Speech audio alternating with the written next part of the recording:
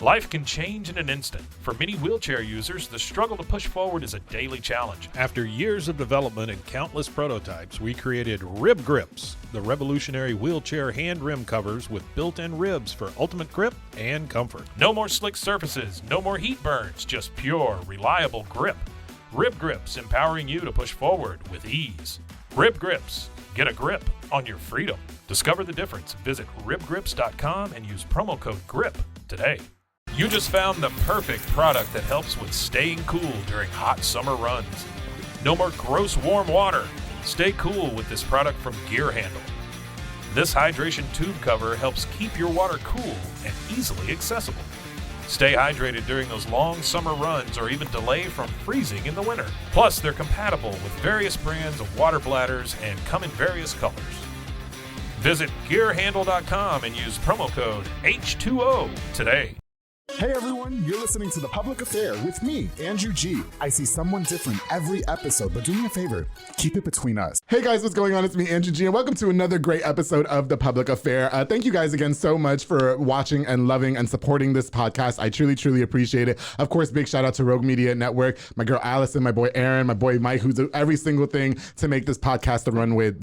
I really, really appreciate it. And to all the supporters, I really thank you guys so much for everything and all your love and support. Of course, I encourage you to like, share, and subscribe this episode. And before we get started, I definitely want to give a shout out to a few of our sponsors of The Public Affair. This episode is brought to you by Four Brothers Construction with my boy Joe Olbera. He provides custom home designs and renovations. He also focuses on roofing, remodeling, renovations, plumbing, tree removal, electrical work, and so much more. Joe and his whole entire team of snacks will go to your home and make it look like a snack as well. Thank you guys so much for being a longtime sponsor of The Public Affair. I truly appreciate it. With my boy David Santabanez with Alinea Real Estate. He's the #1 sales agent in his office. He'll help you buy a home or sell your home. Make sure you follow him on Facebook at David with Alinea or call the number on the screen, darling, for all your real estate needs. David and I are working on finding my dream chateau. I had to put it on hold for a minute, but David, I know it will work really, really hard to make it happen because every time I log on Facebook, he's selling a home.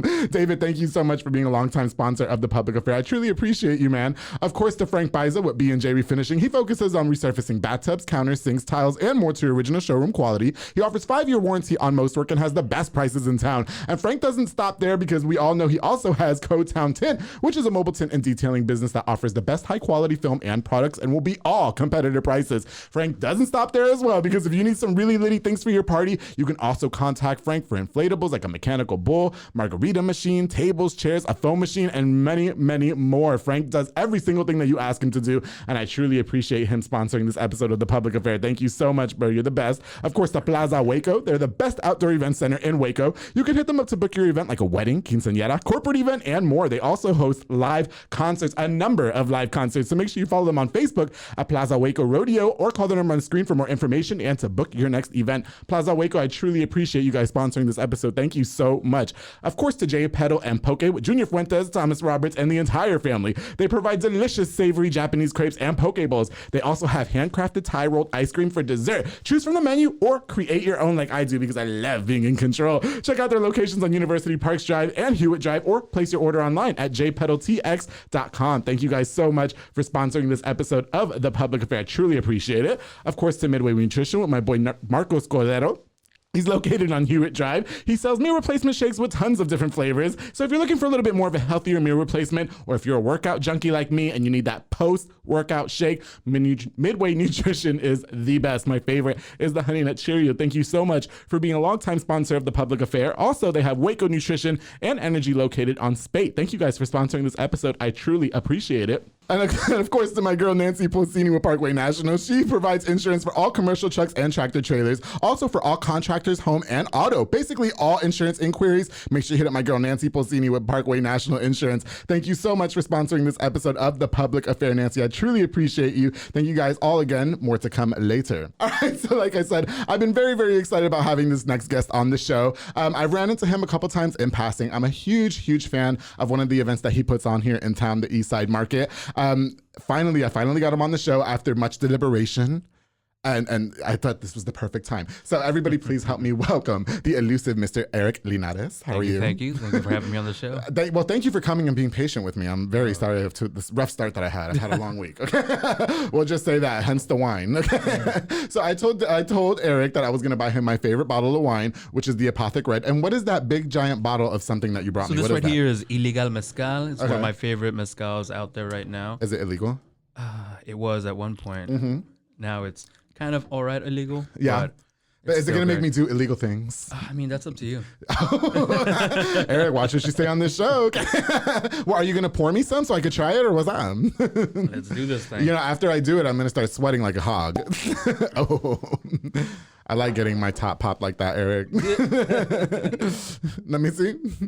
Oh, are you going to take it? So is it like a tequila or? So I'm just going to give you this one so you can sip on it. Okay. Oh, you don't take it like a shot? And then I'm going to give you another one so we can shoot it. Oh, it smells a little dangerous, like illegal. Do we cheers it or Just sip. sip We'll sip it. and then we'll pour one so you can. Eric, I don't enjoy it. listen. Okay, watch your tone. Did you sip that? Okay, hold on. Listen. Oh my! Ooh. You ever had a mezcal before? I don't know. It tastes very like there was a scorpion in it at one point or something. All right, now let me give you a half so we can actually. Okay, but I still have this much in it. Oh my god. Okay, let's take a shot of whatever's in here, please. Okay. That's a really big shot that you're about to take, so I hope it makes you loosey goosey. Cheers. Okay. Woo! Delicious. Okay, so that definitely is very strong. And you know what? I've had a really rough week, so I needed that shit. Anyway, Right. So Eric, first of all, I really want to thank you for coming on to this episode of The Public Affair. It's something that I've been sitting on for quite a while, so I apologize that it took so long to reach out to you. But I'm really, really grateful that you agreed to still come on. I want to talk about booking you on the show. You know, I met you through my very good friend, George Carbajal. You're also very good friends with Nancy Polsini, their brother and sister. Yep. I've had Israel Carbajal on the show, and they all pretty much agreed that you'd be a really great guest on the show, and they're my people. And so they wouldn't lie to me. You know what I mean? Right on. And Nancy just absolutely insisted that she sponsor this episode. And I said, sure, what's up? You know, I'll never turn down some. Right. You know what I mean? But I just heard that you were just on another podcast. You're kind of podcast cheating on me. I mean, Shout out that podcast. you got to get to me first. They are. But, no, Waco. Really great people. Really awesome time. Have a good time with them. Oh, okay, good. Yeah. Well, how did you have a good experience on there? Or? Yeah, I love those people. I Okay. love No Waco. Oh, okay. I hope you have a different kind of experience here. Well, why don't you introduce yourself? Because there's probably people out there who are like, who is Eric Linares? Introduce yourself to us. Tell us a little bit about where you're from, life growing up and such. Well, thank you so much for having me on the show. My Yes, name is, darling. of course, Eric Linares. I am originally from Beaumont, Texas, down southeast Texas, right about like 30 minutes from Louisiana. Okay. So that's where I grew up. It's a sure. city. It was kind of like what Waco was back in like 2012, maybe. So that kind of vibe is where Yeah. we're from. A mixture between Waco and Killeen. Yeah. I think you would get Beaumont, Texas. Okay, got you. Like, are you talking about like Nolanville? You know? Right. But yeah, I'm from down there. Yeah. All my family, they're from Tamaulipas. Okay. From Good the, old Mexico. Yes, sir. Yes. So You know I'm banned. That's why you got that, right? Because I'm illegal in Mexico now. are you now? I am. Why? Because I went to my best friend's wedding and messed around with somebody, and I'm now branded the whore of town now. I mean, that's just in one town. You got to go to the next one over yeah, now. you're right. But gee, if I do it in that town, I'm going to do it everywhere. I was in a different country. What do you expect? You know what I mean? Well, we got plenty of towns and plenty of countries. As long as I don't get scalpel, we're fine. Right. But no, I came up here to Waco back in 2012. I went to school here over at Baylor. Oh, okay. Went to Baylor. Took a little bit of a victory lap. Stayed another extra year, and then graduated. And Yeah. stuck around. I really enjoyed the city. I really enjoyed the community that I started getting a part of, and Yeah.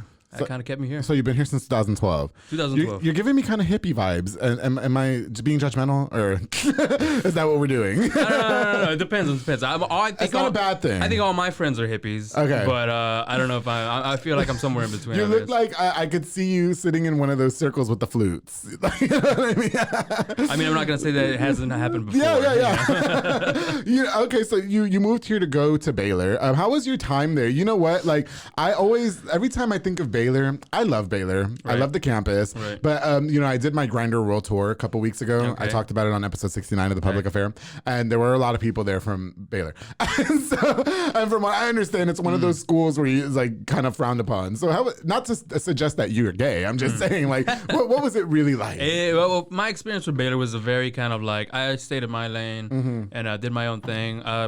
Hung out with my friends. We didn't really associate too much with the actual kind of like Baylor experience. Not until I really graduated and came back. Okay, gotcha. But yeah, it wasn't terrible for me. It was a good time. I love the location. I love the you just people. Absorbed it, and yeah, I did my time there. Right, hung around, had a good time, and then bounced out.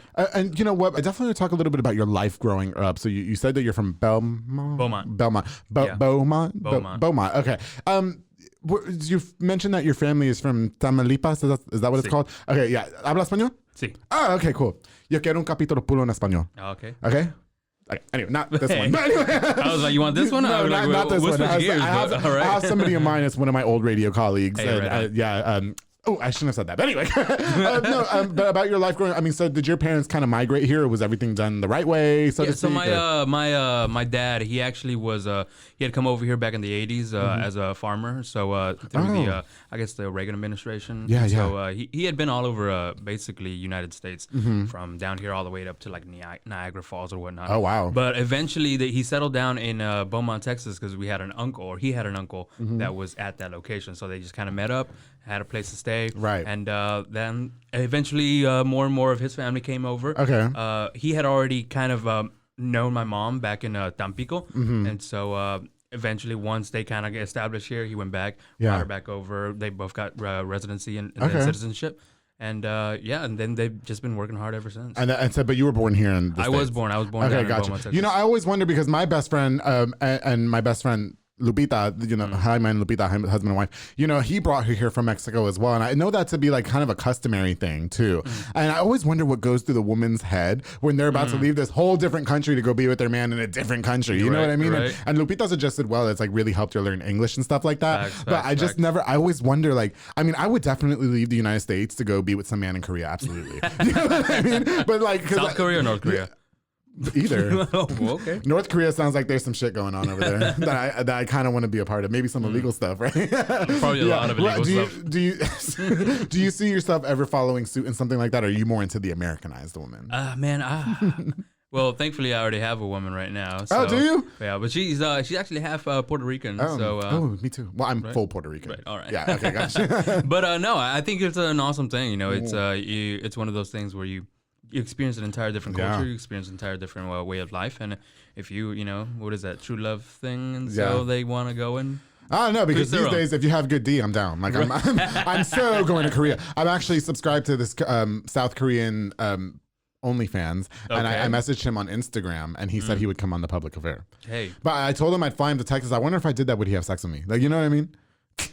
I'm sure you get enough of this going. Right. But if I fly you from a different country, I feel like that's grounds for total bonus, right? Isn't that what they call mail order brides, right? Yeah, right. Like I can be on that show. What's that show? 90 Day Fiance or something. Yeah. But I'm gonna be the guy with the no neck. Oh, I don't know about all that. No, my obsession right now has been with My 600-Pound Life. Okay. There was this one episode with this fucking guy who is butt-ass naked in his bed all day, fat as hell, and all he does is play video games. And his dad brings him Jack in the Box. Like, hello, the life. You know what I mean? Anyway, we're getting off topic. I'm sorry. Okay, so the moving and the transitioning to Waco for you was pretty natural. Like, you've grown to love the city. Yeah. Because honestly, when I graduated, I didn't really apply to. Oh, well, actually. I applied to every kind of college in Texas, and Baylor was the first one to get back to me. They actually got back to me through a text within an hour of the application. So they were like, texted me, you're accepted. And I was like, all right, I'm going to Baylor. Oh, so that's why you were just like, I didn't put much thought into it. And, I honestly didn't even know Baylor was a private Baptist school. I didn't know where Waco was. Right. I was like, okay, I'm going here, whatever. And bam, here I am. Okay, cool. And so you're done with the school now. I got you. Right. Okay, so Eric, can you tell us what you do? Because so when I think of you, I think of like an event planner. Because you do put on like things like the East Side Market. You just had the Dia de los Muertos festival. Yes, I think, man, it's really hard to like describe what I don't know. I feel like do you have a job? That's what my mom asks me all the time. It's like, oh, do you have a job? But no, honestly, it's just that. It's creating. My thing is creating experiences for people. Okay, got you. And if that revolves around art, culture, music, whatever the thing, a market, a festival, basically a party or this or that. That's my kind of main passion, is creating experiences that kind of bring people together and kind share culture and community. What inspired you to do something like that? Because I can't even plan a damn birthday party for myself, much less some town event. You know what I mean? Right. I mean, it honestly, it all revolves back to this idea of, so when I was in college, of course, I started off as every other naive college kid thinking that I was going to be a doctor, and then I quickly found out that's not the case. Eventually, I round up back into the business, and I want to do entrepreneurship because all my family have kind of been entrepreneurs. My entire family, they have all kind of had to do what they had to do to survive. And that's one of the kind of main kind of tenets of entrepreneurship that I really like. Gotcha. So I went into the entrepreneurship degree, and I had no idea what the hell I was going to do. And so like 90% of the people that go into entrepreneurship, they end up working for some like company out in like, I don't know, Dallas or Austin or something like that. Got you. But eventually I knew that whatever I wanted to do, it had to follow these kind of set guidelines. Where it had to be something that I really was passionate about. It had to be something that I could feel like I could make an impact, and it had to be something that would bring people together. Because all those three things are stuff that I've always kind of held close to my heart in the way that I want to do things. And it honestly kicked off with food. So originally, one of my first kind of like ventures in Waco was this food pop-up, Quetzal. So it was this idea of creating real authentic home-cooked meals, home-cooked tacos and everything, guisados and all that stuff. Delicious. With the, of course, the concept is everybody wants to sit around food. Everybody wants to, food is kind of like that universal glue that brings cultures and brings people together. So it was food that really kind of got me going and got me connected with a lot of the organizations here in Waco. Doing pop-ups, doing events, connecting with people that had spaces, with other people that were entrepreneurs. Eventually, we realized that, we know all these entrepreneurs, we know all these people, we know all these like small startups. Why can't we just kind of like do an event to bring them all together? Right, totally. And that was our first time, like doing the East Side Market was that idea. So that's how the East Side Market was birthed. Yeah, bring people together, connecting with Brotherwell. Brotherwell at the time, they were really like open to like, we have this space and just do whatever you want in it. Oh, okay, gotcha. So we came to them and they were like, hey, we want to do a market, we want to bring people together, and they were like, all right, let's do it. Yeah, I love the idea of the East Side Market. Our friend George paints there, I think, every single time, and they have a really good, really great artists there too. I know Scuba Valley. He paints there as well. Of course, I'll go watch my bro Jay. But in the summertime though, Eric, I'm not even gonna lie, it's too hot. It's torturous, hot, and it's an outside event, and it's like 100 degrees, and I'm sweating from head to toe the minute I get there. But other than that, like I really do enjoy like the vibes of the festival. I went to East Side Market the first time, and I got my palm reading. What is it? Blissfire? Oh, Blissfire. Yeah. Bobby Mose. I think the guy who did it for me, I think his name was Anakin. I think he works at HEB now. I think I saw him this morning. I don't know if that was him, so I was scared to say hi. Does he have amazing flowing hair? Yeah, and those perfect like crystal eyes. You know what I mean? Like that just capture you. He's not. I don't want to sleep with him. I just think they capture you. And so basically, he did my handwriting, and it was the perfect thing ever because he was just like, everybody in the world has issues with you, but it's not your problem. And I was like, duh, I knew that. Right. Thanks for solidifying that for me. You know what I mean? But, how hard is it to put together an event like the East Side Market? I know that last time I saw you and when I like formally invited you on the show, you were having an issue where some of the vendors didn't show up at the last minute and there was like a lack of food and stuff. Like how I would be pissed. It's really about, it's hard at first. But eventually once you get kind of like a groove, once you've created an established system and established infrastructure for getting vendors in, for getting all that stuff, and then it honestly becomes pretty easy to manage. It's only with the food vendors are really hard in this town because food industry in general has become such a very difficult industry to be in. We don't have that many workers or people like, get out of the field here and there. And a lot of the food vendors, a lot of the small mom and pop food trucks and food establishments are really struggling to have like actual consistent workers and actually be able to do events here and there. Maybe I can name 2 right now that is just them. Chunky's Tacos will come out there and feed you some tacos. So make sure you call. I'll give you his number. Okay. I don't remember his name, but it's Chunky's Tacos. And then, of course, Fat Boy Michelada and Botanas, my boy Junior Banda. He can set up a whole tent out there too and sell you botana trays, okay? And my people are punctual. All right. When they're represented by the public affair. Let's just make that very, very clear because we had a little mishap. But remember that I represent by one thing and it's the public affair. Anyway.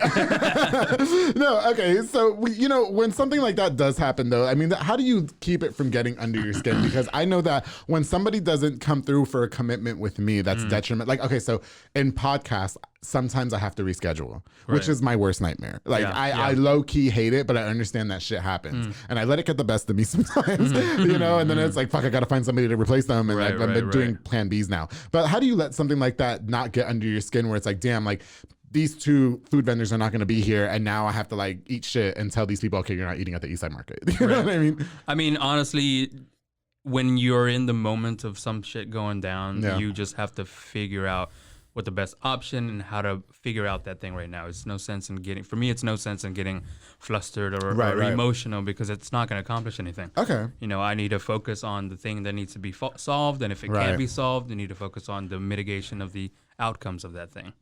So to me, it's just like, okay, fuck it. Figure out something to do, get some pizza in, fire up the goddamn barbecue, throw some hot dogs in. And then next time we plan anything, then we have a discussion and we're like, okay, why did this happen? Who was involved? What was the reasoning? Can we trust people again or this and that? Right. Make sure you contact Fat Boy Michelada and Botanas. Right on. And make sure you contact Chunky Taco. I will. Those 2 right there will be there early. Okay. Yeah. You know what? Kaylin Flores with Elevate just had an event that I was invited to, represented by something else. And Fat Boy Michelada, and he was there on time, set up and everything. Yeah. Anyway, that's just a suggestion. How do you go about finding vendors, and what is the process in doing that? In case anybody watching this is interested, like if I wanted to be a vendor with a public affair and I wanted to go out there and promote my podcast, like I mean, honestly, it's like. The way we started finding vendors was literally me on Instagram, just kind of like going through hashtag Waco, hashtag Waco entrepreneur. Right. And I would just go through and see like, oh, somebody's doing this thing. I would message them, DM, whatnot. Nowadays, if you go to the Eastside Instagram or the website, we have a link to our webpage, and it just kind of like creates the whole thing. You just go through it. Oh, really? Create your profile, create your vendor profile, apply to each individual season that you want, and all the payment and stuff is all kind of integrated in the website. Oh, right. Got you. Is it expensive? No. That's one of the biggest things about the East Side Market is that we wanted to create a space that was inclusive and was really just kind of like a spot where people could do whatever they wanted to do. If they were like making jewelry like part-time or like a side hustle in their bedroom. We wanted to make it inclusive for them to come out. So if you want a space inside, an indoor tent is like $30. Right. If you want a big 10x10 setup, it's $45. Oh, that ain't shit. If you want to be a food vendor that like gonna make some money, it's $75. Wow. So it's like at the end of the day, it's like we want to create a space that's inclusive, it's accessible, and people are just gonna have a good time and can push their products and push their brands out into a larger sphere. Right. And I think it's so important to keep things affordable like that as well. Like I understand you have to make money, but like, I know when I was involved in trying to sell vendor spots for an event that I was doing when I was on the radio, it was very expensive to do that, and like the prices that they were telling us to try and sell them for, I just felt like were astronomical. And so I always wondered, like, I understand that you have to make a profit out of this, but how do you get to keep something so affordable and continue to do it? Like, because I think you guys put that on like every month, right? We do put it on every month, and one of the things is that we have a partnership with Brotherwell. And so we get a revenue share of all the beer that gets sold. So for us, it's lucrative. The more people we bring in, the more people are getting drunk, the better we have. Well, okay, so that kind of leads me on to my next question. So you guys do serve alcohol at these events. Have you seen any crazy things happen? Like, do people kind of get out of hand sometimes? Honestly, breweries don't have that kind of community where it's like people get super trashed, other than me, No, I'm just kidding. But yeah, the craziest thing I've seen is just like people like falling over and taking the trash can with them. Oh wow, is that right? Yeah. Never nothing like super scandalous, like oh shit.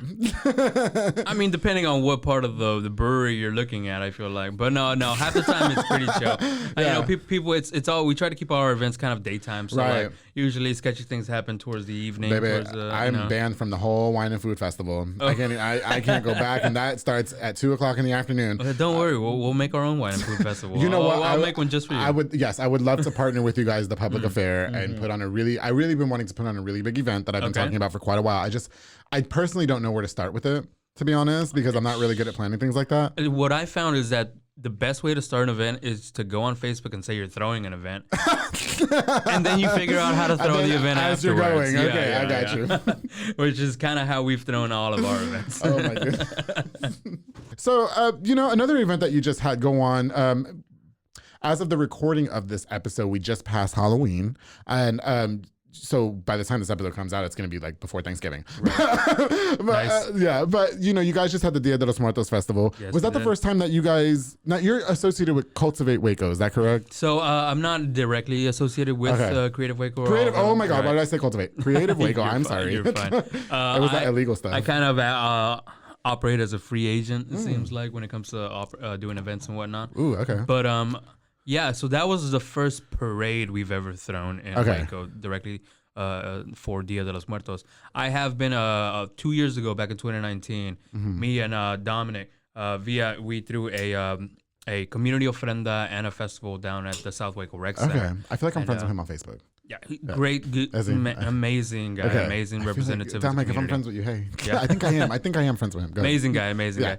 But yeah, so we threw an event down there together, and then but the next year, because of COVID, we weren't able to do anything for that thing. So the Hispanic Chamber actually contacted me through for the Maple Museum, and we were able to kind of place the ofrenda that we had for the community ofrenda at the Maple Museum. Right. And so then we had a Maple Museum community ofrenda for the community. Right. This year we did the Maple Museum community ofrenda again, but we wanted to come back, and there was another group of people, real good friends, Julie Cervantes, Roxana Robles, Nancy Puccini, and then Claudia. Yeah. They have this Latina group, and so they came up with the idea. They wanted to do a fashion show. Roxana wanted to do another fashion show because she's an amazing designer here in Waco. So once they got that idea, it then just kind of spiraled into becoming like, hey, we want to do a parade. And I was like, then eventually becomes like, we want to go this and that. Okay. And so thankfully, Fiona from Creative Waco, she caught wind of all of that and involved me in. Because we were, I was involved in the previous ones. So I came back on board. We created an amazing team, and then we just kind of threw this festival on. I want you to tell Fiona that I love her and that I love her accent. Okay. Yeah. Because Very unique. Yeah. As right now, she's probably in the UK right now. I think she's going to visit her father. I want you to tell her that Andrew Gomez from the Public Affair loves her. Okay. From the Public Affair. I will directly to her face. No, yeah. You know what? Is there anything daunting when putting on festivals like that? Like, is there how do you personally? I know we talked about so you lose vendors and you're not losing your shit, but how daunting is it to put something on like that for the community and then reaching out to the community to come and support it? You know what I mean? I mean, there's a lot of things that could go wrong. There's a lot of things when it comes to an event, there's the biggest issue is one, is it gonna work, and two, is anyone gonna be there? Okay. And so those are the two biggest things that you have to kind of worry about. Right. Thankfully, with this actual event, the community has such a big connection to Dia de los Muertos. They want to rediscover their roots, rediscover their traditions, and so they're real, and passionate of going out and supporting any kind of event. But it still doesn't mean that it's not anxiety is crazy. Leading up to the event, half the time you're just kind of like, what's gonna go on? Is it gonna work? Is it not gonna work? Right. And but you just have to kind of power through that. It's one of those things where if you're a performer, if you're some kind of musician, it's literally you always are anxious. You always have this kind of idea, and that just means that you're really wanting it to go well. You're putting a lot of effort into it. You want it to happen. And so it's a part of the game. You just have to learn to live with it. Can you walk me through the first time you ever put on an event like that? I mean, because you're not from here, so people are probably like, "Who the fuck is this guy?" You know what I mean? Coming up to me talking about he's going to start some event. Because what I've noticed, I saw somebody put on Facebook the other day that people not from Waco are evolving Waco or something like that. And I don't know if it was a negative comment or a positive content. I don't know how to take something like that. So you not being from here and you putting on a good event. or putting on an event. Did you find it difficult to do something like that in the beginning? I mean, honestly, it's just how well you connect with the community, how well you use your networks that you've created, you know. Thankfully, all of the events that I do, I try to involve people of the community. I try to involve people that have a connection, and we try to leverage all of that to create an amazing event. Okay. I mean, it's not easy, and it's always kind of like you're always working on tiptoes and trying to figure out and trying to make sure everything's working right. Right. But for me, going back to, directly for that question of the outsider type dilemma, Right. I feel like that's the same case in every city. Okay. Like even in Beaumont, Texas. So I'm doing events in Beaumont, my hometown, right now at the same time. Oh. I have another market down there that I run. I do other events down there. Right. And the same thing that kind of gets played around down there, where people from the community, which I am from the community of there. Right. But other people start saying that, there's people that moved to Beaumont in the last 5 years. And they're the ones doing things in Beaumont. They're the ones creating new businesses and creating new things. I feel like half of the time it's you either are gonna take charge and gonna be impassionate in evolving your own city and creating events for your own city, or you're gonna, a lot of people with wherever city they live in, they just kind of they want to get out of it. They want to either get out of it or they don't want to invest into it. Right. And for me, it's I left my hometown for a little bit, but now I'm going back and I'm reinvesting as much as I can in my hometown. And I would love people. I welcome people to create their own events, and I really be happy and be proud of where you're from. Be proud of creating Waco, centric events, done by Wacoans for Wacoans. Right. So it really just comes down to the thing. It's you just got to do it. I mean, I get where you're coming from, though, and the reason why I asked, when I started the public affair, I'm not from Waco. I'm not from Texas. I moved here when I was 15. So when I started the public affair, I was surely not a lot of people are gonna watch it. You know what I mean? And then everybody watches it now, which is really great. But, and so I found it quite daunting to try and connect with people. But I would definitely say that since I had already been on the radio for 5 years at that point, that that really kind of helped. Not that they helped, because they didn't, but no, not in a bad way. But I never promoted it when I was on the radio, and so people knew you. But people knew you. There were people who did tune in and then followed me on Facebook, and they're like, "Oh wait, what the fuck's he doing now?" You know what I mean? And then shared it, was like, "Oh, this shit's funny," So that I'm grateful for. But I always wonder, it's the same for you too. I feel like half the time it's if you're authentic about what you're doing, if you really care about the community you're doing for, I am incredibly, thankful for the community of Waco, of being supportive of the events that I've thrown, being a part of the events that I've thrown. And that's one of the things that I really cherish is the ability to kind of throw events and be accepted into that sphere. So if you're authentic about the things, if you're really doing it for the right reason, for the right cause, I think people will be supportive of it. And the East Side Market is such a great event, you guys. If you've never checked it out, you should totally go. If you're into artsy stuff, you know what I mean? What's the objective when you put on something like the East Side Market? What are you trying to do with that? I mean, it's twofold. It's it's creating a community, creating a space where people want to go and they feel a connection to an art, to music, to a good vibe. And then for the people that are vendors, it's to leverage the playing field, creating a space where they can easily come in and it completely being accessible to whatever kind of economic standpoint, but then you're able to showcase your business and showcase your entrepreneurship or your art and this and that. Right. So it's literally leveraging the playing field with whatever else is happening in Waco and whatever else is happening. And I think you meet some really eclectic people as well. I met Hope, who was on the show earlier. Yeah, I met her there. I love Hope. She's so awesome. I met some witches there too. Yes, but they're not witches like hocus pocus witches. Right. They're witches with big tatters, and they're fucking hot. and just food for thought. No, just as a little side note, for Halloween, I wanted episode, I believe it was 70 or 69. I wanted them on the show, and then they got sick. So they one of them got sick, and then one of them the timing wasn't right. But there's 3 of them. I'm not gonna say who they are because I still want to work on booking them because I think it'd be really interesting. I know. I think you know who you're talking about. But but I am working on trying to book them on the show, hopefully in the future. But I thought that was such a good timeline, but then unfortunately the time did not connect. So. But it's weird. So if you guys have never been to the East Side Market, now are you still putting it on as of right now? Yes. It's going on. So the East Side Market happens every third Sunday over at Brotherwell Brewing, which is one of our local breweries here. It is located off of, I think, 400 Bridge Street.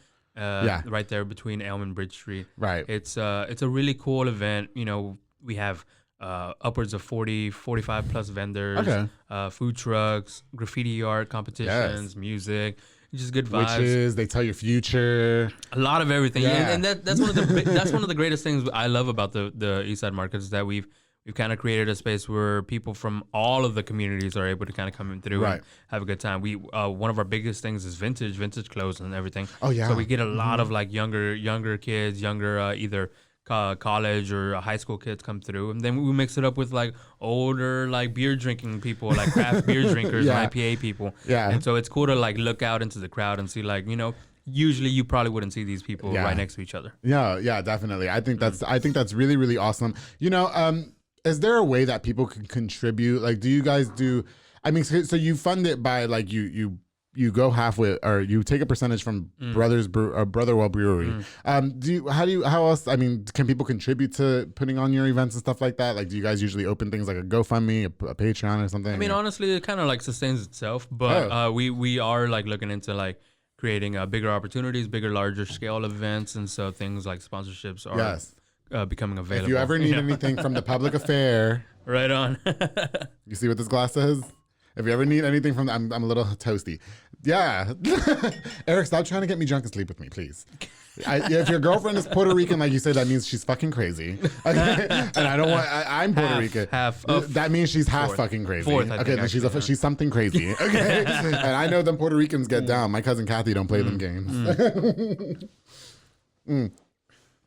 I'm so grateful that you came onto this episode of The Public Affair. No, so you guys are going to seek probably sponsorship sometime in the future. Yeah. I do want you to know that you can reach out to The Public Affair, and I will definitely look into the options. I am independently funded. I mean, I am run by my own sponsors as well.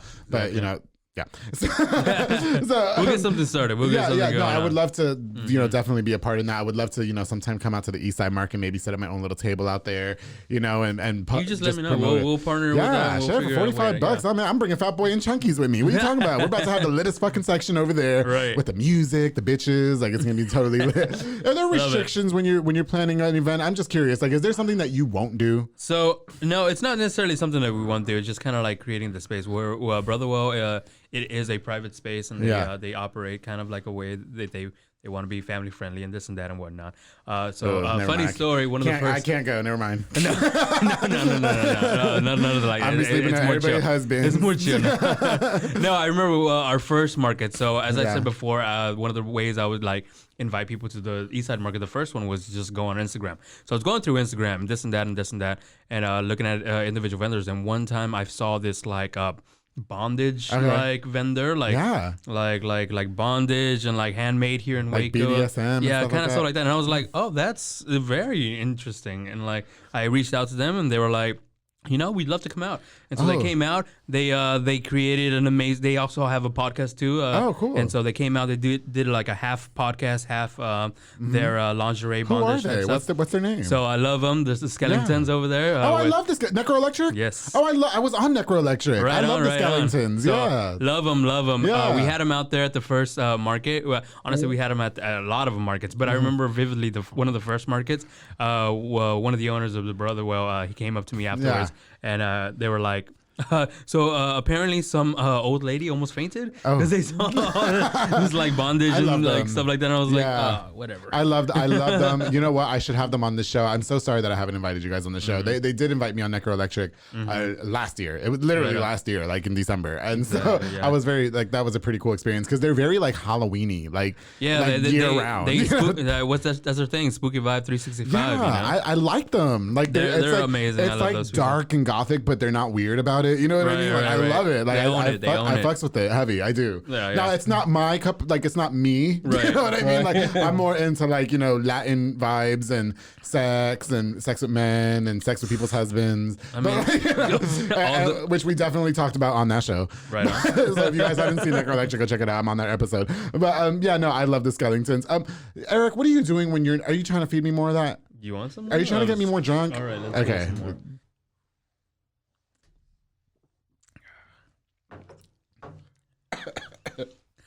Oh shit.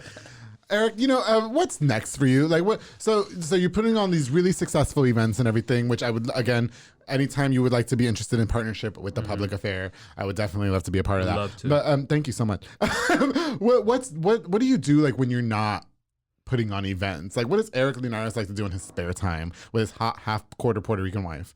Usually, Besides have hot Puerto Rican sex. Usually go eat food and drink at bars. And it usually makes up my entire other time of my life. Yeah, I got you. Do you ever wonder like maybe I should get like a how do I put this without sounding like an asshole? Not a stable job, but do you ever think like, okay, maybe events are not gonna like how did you survive COVID? Do you know what I mean? Like, so what do you do then? Throwing virtual events. This and that and whatnot. Okay. I mean, I've been offered a lot of stable jobs with like nice paying salaries and this and that. And like, although for a lot of people, stability is something that's really important for them. For me, it's more the freedom of being able to create just my own thing, and cultivate the feelings and the vibes that I want to cultivate myself. Yeah. So I'm so happy living the way that I'm living. That's and so creating good. the stuff that I'm doing. I wouldn't change it for the world. You're like a whole vibe. Yeah. Like I can't wait to listen. I love my full-time gig. I really do. But I can't wait till the Public Affair is the only thing I'm living on. And I'm like in my beach house. You know what I mean? Right. Naked as fuck with my Korean man. I mean, or my man that's making construction houses that needs mojitos, That's margaritas. it. Just like Javier Slower, the pool boy. Listen. If you ever go down to Cancun area, go to this place called Xcaret. Xcaret Hotel. Like that place has got the vibes. Does it have hot men? There probably is a lot of hot men down there. All right? They may also have wives, and so Eric, I'm sorry that I know that everybody judges me when I say this, but it has never stopped me. Like, like it's a challenge, right? Yes, it is. Yes, it is. But and cheers to that. But no, honestly, in a respectful manner, and I feel like I'm validated in this. If I'm like really cool with the wife, like me and her, but I would never, you know what I mean? Like the girlfriend, I would never, because we're all friends. But if I don't know her from a can of paint. And what do you expect? You know what I mean? Right? Ooh, I spit there. I'm sorry. Yeah, I told you that when I drink this Apothic red wine, I usually have sex afterwards, but I had sex before this. So, okay. It was a random hookup. Anyway, well, Eric, thank you so much for coming on to this podcast. What's next for you? What do you got going on? What can we expect from you? As of this event, this podcast going live, probably I've already done two other events. So you said that East Side Market comes on the third Sunday of every month, right? Third Sunday of every month. Right. We're actually launching a new thing where every first Friday we'll do a vintage focus market. So just vintage clothes, more of a swap meet style. So anybody that has like a rack of clothes that wants to come out and wants to like trade, sell, buy type situation, we're gonna try to start up a market like that, kind of like a chill vibe. And then I got my stuff going on in my hometown. Honestly, the biggest, like, I want to get more, like, the Dia de los Muertos event really kind of opened my eyes to the potential of what can happen at a larger scale for Waco. Something else. I was about to punch in your face because I told you. Nothing. Go ahead. I told you I had nothing to do with that. But anyway, go ahead. Right. So yeah. So the potential of these kind of larger scale events have really kind of like. I don't know. They've got my attention, and so maybe one of these days we can throw something bigger, something cooler, something. I'm so excited. I think that's so exciting. I think that what you are doing is really, really great. I think the community needed something like this. I think we needed these events going on. Is there like a social media page that our listeners and our viewers can follow to kind of see like what events you have coming up? And should I just add you on Facebook? Sure. Just go straight to my my Instagram. It's Venturing Local on Instagram, and so basically, if you follow me, I post my kind of day to day everything that I'm doing, all the food I'm eating, every place that I'm going, everything that I'm involved in. I like to venture with local men too. Hey, that's what I should change my Instagram name to. Venturing with local men. Hello. What am I fucking sleeping on, right? It's a good one. Eric, you've been such a great guest. I'm so grateful that you came onto the Public Affair. No, thank you. Thank you for bringing that Ilegal. Reposado. I'm going to do some illegal things when I leave here. Okay. We took a couple shots during our breaks. Right. Eric, I'm really, really grateful. Thank you for taking the time to come. And thank you for being patient with me as far as me inviting you. No. We've talked about it for quite a while. We're all busy people out of this world. We're all doing our things. But thank you so much for inviting me, for being a part of your show, for being a part of your community. Yeah, so, thank you. Thank you, and we'll finish this here, Apothic Red. Cheer this Apothic Red. I think that's as good as I can do right now. I gotta drive home. I gotta go to Soko after this, actually. All right. But no, to everybody who tuned into this episode, thank you guys again so much. Don't forget to like, share, and subscribe this episode of The Public Affair. To Eric Linares, thank you again so much for coming on. Of course, before we go, I definitely want to give a shout out to just a few more of our sponsors of The Public Affair. Of course, this episode is brought to you by Soko Soccer Academy with Dominic Gutierrez and Ariana Gutierrez. They're located on Franklin Drive. They offer team, small group, and individual skill training. They also specialize in soccer training with Dominic. He trains a lot of kids to play soccer and teach them how to play like professionals. Make sure you follow them on Facebook at Soko Soccer Academy and at Soko254 on Instagram. To Soko Soccer Academy, thank you so much for sponsoring this episode of The Public Affair. Of course, to Elite Barbershop with my boy Sid Rodriguez. He's located on Hewitt Drive. You can download the app or call the number on the screen to book. He also has Marcus Guerrero, Chris Reyes, Santos Cordova, D-Rod, and Isaac over there making you look like an entire snack. All those barbers do so good on everything that they do. They're very, very talented barbers, and I love them. To Elite Barbershop, thank you so much for sponsoring this episode of The Public Affair. I truly appreciate you, Sid. Thank you for always being in my corner. Of course, to my boy Jeffrey Monreal with Pollo Box and Audio. He's home for all LED needs and auto accessories, installation of stereos, door speakers, and audio systems. He also specializes in building custom subwoofer enclosures and much more. He's definitely a jack of all trades, a one-stop shop to get everything done in one roof. Jeffrey is absolutely the GOAT, and I love him. Make sure you guys follow him on Facebook at Pollo Box and Audio as well, because he is going to be doing a giveaway for an Apple Play car stereo and Android Play car stereo, I believe is what it was called. But he's going to be doing the giveaway very, very soon for Christmas. So make sure you guys follow Pollo Box and Audio on Facebook so you guys can enter the contest coming soon. Of course, to Banda's hauling service with Julian and Ana Banda. They rent dump trailers. You fill it up and they haul it away. They also do junk removals and tree brush removals and haul cars in and out of town, which I think is a perfect idea. To Banda's hauling service, thank you guys so much for sponsoring this episode. Make sure you guys book now with the number on the screen if you guys need those services done. Julian and Anna, I truly appreciate you guys sponsoring this episode of The Public Affair. And of course, the Fat Boy Michelada and Botana, which you're gonna get at an event. I'm gonna give you his number, and you're gonna love it. Him and Chunky's Tacos, I promise. I love those guys. Fat Boy Michelada and Botana is brought to you by Junior Banda. He provides the best micheladas and botana plates for yourself or for a party. Locally operated. Make sure you get the best and not the rest. I love Fat Boy Michelada. They're my vice. They are my vice. I love rolling around a botana tray. It's absolutely amazing. I do. I'm not even gonna lie. What happens when Tahin gets up in there? Yeah. Tahin gets up in somewhere.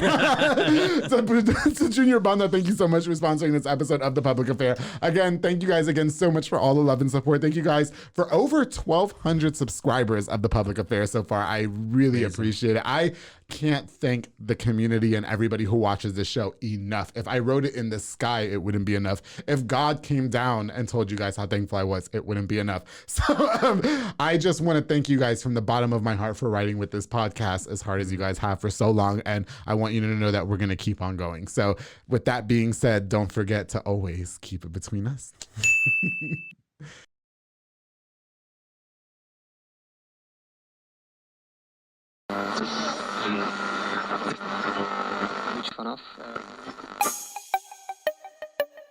This has been a Rogue Media podcast.